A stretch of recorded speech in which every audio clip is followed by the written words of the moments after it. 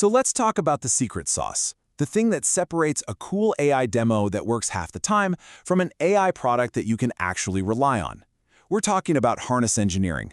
It's honestly one of the most important and frankly misunderstood ideas in AI today, and it is the absolute key to building systems that don't fall over. Okay, let's just dive right into the core of it. We have all been there, right? You see two AI agents, maybe they're even using the exact same powerful model, like GPT-4, but one of them is an absolute workhorse, just gets the job done every time. And the other one? Well, it's just frustratingly inconsistent. So what's the deal? Why does one nail it while the other one just stumbles? And here's the big reveal. The secret almost always has nothing to do with the model's raw intelligence.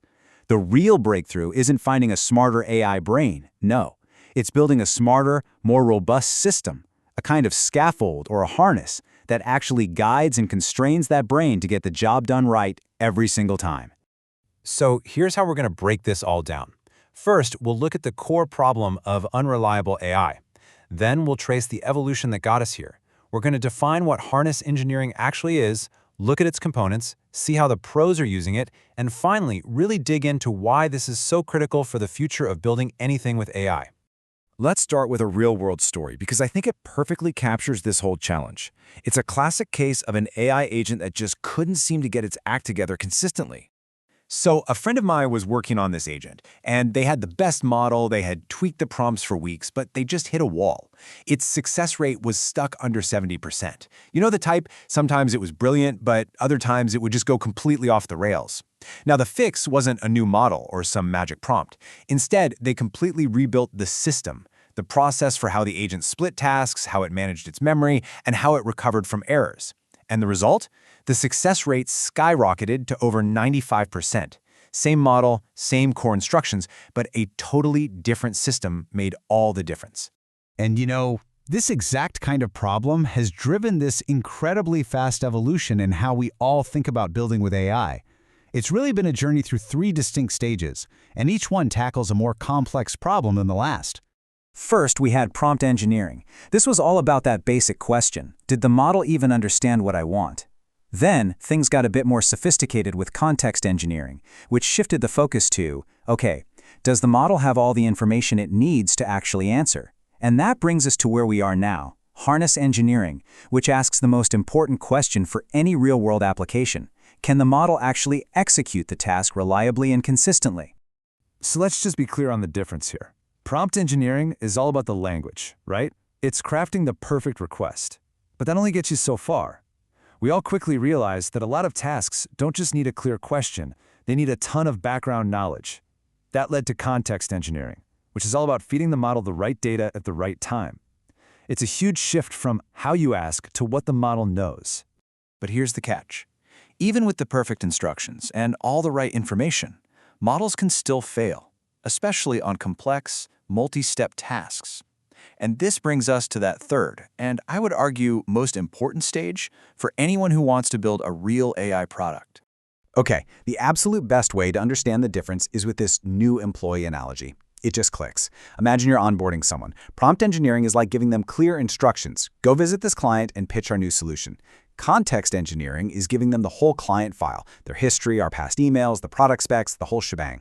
But harness engineering, that's giving them a step-by-step checklist, requiring them to send you progress reports and having a final validation process to make sure the work is actually good. See, it's not just about the setup, it's about managing the entire job from start to finish. So if we want to get a little more formal about it, this is what we're talking about. Harness engineering is the discipline of building the entire system that surrounds the model. A system specifically designed to observe what the AI is doing, constrain it from going off the rails, and guide it toward a successful, reliable, and safe outcome.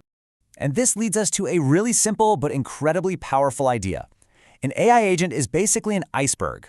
The model, that fancy AI brain, that's just the tip that you see. Everything else, that massive, invisible structure underwater that provides all the support and stability, that's the harness. Pretty much everything in your system that isn't the core LLM is part of the harness. Okay, so if the harness is this big, important thing, what does it actually look like? What are the components? Let's break down the anatomy of what a mature, production-ready harness is made of. There are 6 critical layers. So a mature harness has these 6 layers. you've got information scoping, which is about giving the model the right info, not just drowning it in data. There's a tool system which gives the model hands to actually interact with the world through APIs. Execution orchestration defines the step-by-step game plan. Memory and state help the model remember what it's already done. Evaluation acts as your quality control. And finally, recovery and constraints. That's your safety net for when, inevitably, things go a little wrong. Altogether, these layers create a system you can actually depend on.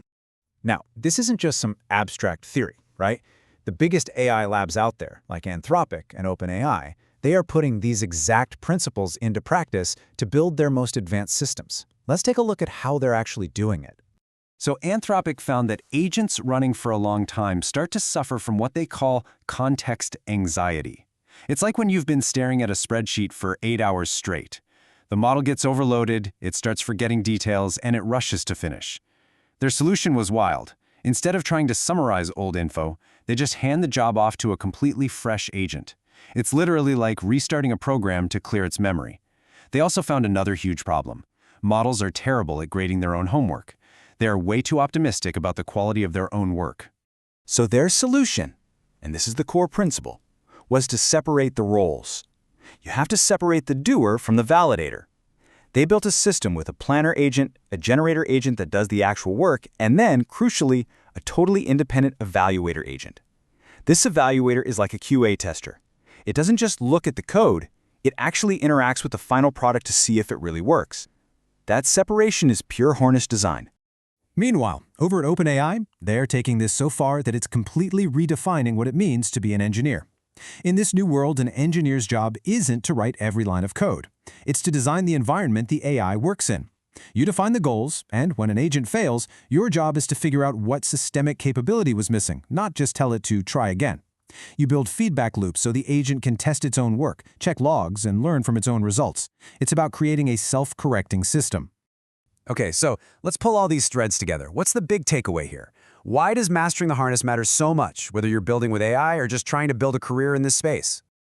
Well, first, it's really important to see these disciplines not as replacements for each other, but as nested layers. Think of them like Russian nesting dolls. At the very core, you've got prompt engineering. That's the instruction. Wrapped around that, you have context engineering. That's all the information.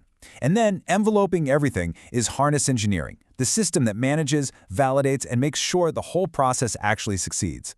If you remember just one thing from this whole explainer, let it be this. The underlying AI model, that determines what's possible. It sets the ceiling for what the system could theoretically do. But it's the harness that determines what's reliable, what's stable, and what's actually ready for production in the real world. The model opens the door, but the harness is what lets you confidently build a business on the other side of it. And this, right here, is why this is so huge for your career. Companies aren't just looking for people who can write a clever prompt anymore. They are desperately looking for people who can think in systems, people who can design the robust harnesses that turn a cool demo into a reliable product. And listen, this isn't just a coding skill. Even if you don't code, you can start right now by mapping out business processes, identifying where they could fail, and designing checklists and validation steps. That right there, that is the foundation of harness thinking. So I'll just leave you with this final thought to chew on. For years, we've all been obsessed with waiting for the next, bigger, more powerful model to solve all our problems. But what if the next truly great leap in AI won't come from a smarter model at all, but from a much, much better harness?